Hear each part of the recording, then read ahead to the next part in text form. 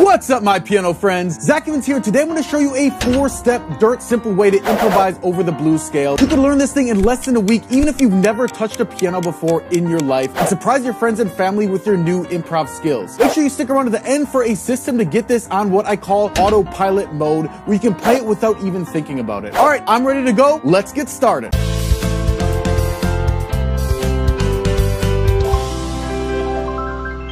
All right, so to make this as dirt simple as possible for you, let's start with just 3 notes: C, E flat, and F.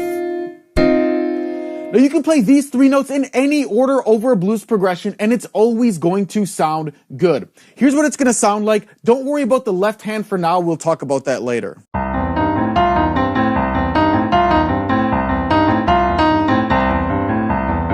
I'm literally just playing these 3 notes in any order, and it always is going to sound great. Now, we're going to call this C position because our thumb is on the note C. But we can also play this same pattern. It's what's called G position. So if we take these same notes, we lift our hand up and just shift so our thumb is on the note G. We call this G position. We can use these 3 notes in any order and improvise over the blues progression. Here's what it's going to sound like.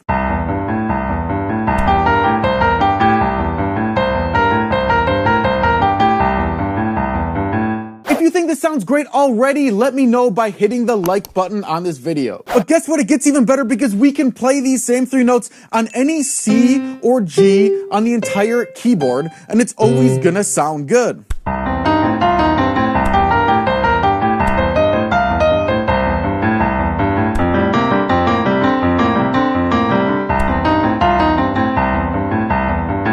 Next, we're going to spice it up even more by adding the blue note that gives it a really jazzy, bluesy feel that everybody loves. But first, now would be a great time to grab the cheat sheet so you don't have to remember all this stuff. So click the link, enter your name and email, and download the cheat sheet here. We'll be using it the rest of the video. Alright, so now let's talk about the blues notes. So as you can see on the cheat sheet, there are 2 types. There's the upper blues note and there's the lower blues note. So if we're in C position, the upper blues note is simply the black note above our 3rd finger. And of course in G position, the upper blues note is again the black note above our G position notes.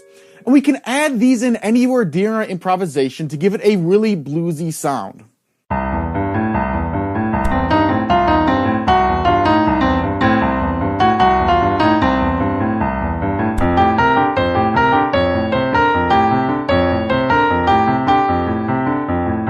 So see how it really adds some spice, some flavor, that really blues sound to it. All right, next up, we're going to add the lower blues note to finish off your improv toolbox. But first, if you want to get more videos like this where I really break down everything so that it's absolutely dirt simple, even if you're an adult beginner, hit that subscribe button and hit the notification bell to make sure you don't miss out on any future videos.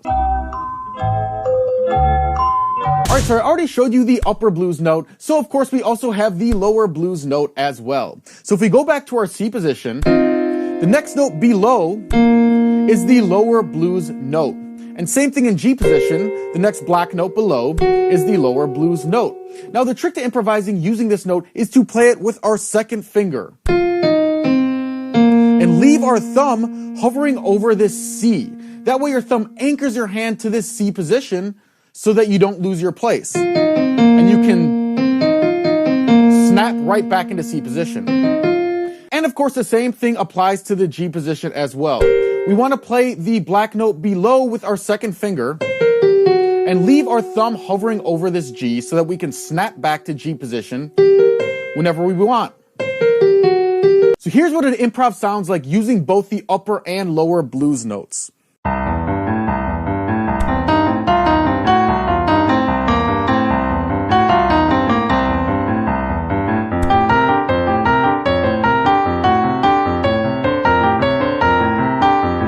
Isn't it crazy how cool this can sound when in reality it's only a few simple steps to learn? Now, before I tell you how to get this on autopilot mode, where you can literally play it without even thinking about it, I got a surprise for you. I literally just taught you the blues scale without you even knowing it. The blues scale is just these notes. Look familiar? So we have our C position here, our upper blues note, and our G position. And that's just the blues scale.